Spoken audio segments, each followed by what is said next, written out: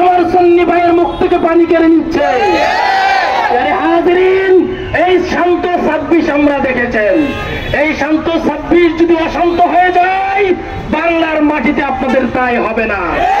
সুতরাং ঘুমন্ত বাঘকে খুঁজে দিবেন না, বাংলার জমিনে আপনাদের তাই হবে না। অনতি বিলম্বে আমার ভাইয়ের হত্যার বিচার আমরা দেখতে চাই। যদি যথাযথ উপযুক্ত বিচার না পাই, বাংলার সুন্নি জনতার রাজপথে নিজের শরীরের রক্ত ঢেলে দিবে।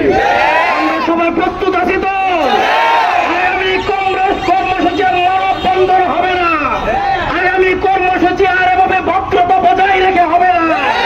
আগামী কর্মসূচি হবে কাপড়ের কাপড় মাথায় বেঁধে। আগামী কর্মসূচি হবে রাজপথে শুয়ে। আগামী কর্মসূচি হবে যেই সমস্ত প্রশাসনের ব্যক্তিরা আমার ভাইয়ের সাথে অমানবিক আচরণ করেছে, তাদের সাথে বন্দুকের নলের সামনে জিহাদ করবে।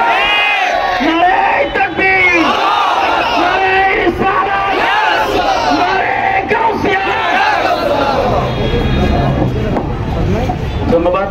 এই মুহূর্তে বক্তব্য দেওয়ার জন্য অনুরোধ জানাচ্ছি আমাদের ভৈরবপুর হইতে আমাদের সম্মানিত খতিব হযরত মাওলানা রহমতুল্লাহ কামাল সাহেব। আসসালামু আলাইকুম ওয়া রাহমাতুল্লাহি ওয়া বারাকাতুহু। শ্রদ্ধেয় উপস্থিতি,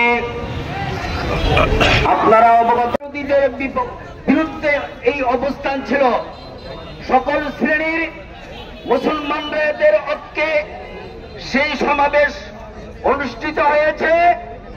এখানে একটা কোট করার বিষয়, একটা পয়েন্ট আপনাদের মনে রাখতে হবে যে ওই সমাবেশ ছিল সাম্রাজ্যবাদীর বিরুদ্ধে, আধিপত্যবাদের বিরুদ্ধে।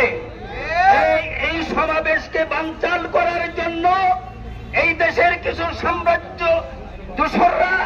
সাম্রাজ্যবাদীর দোসররা, এই দেশের কিছু আধিপত্যবাদীর দোসররা, তারা বিভিন্নভাবে চেষ্টা করেছে সেই সমাবেশকে বানচাল করার জন্য।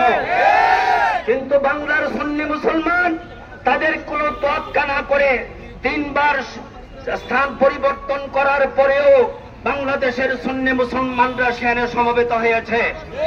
ঠিক সেই পরের দিন যেই রইসউদ্দিন সাহেব, মৌলানা সাহেব আমাদের ভাই, তাকে পরিকল্পিতভাবে পরের দিন ডেকে নিয়ে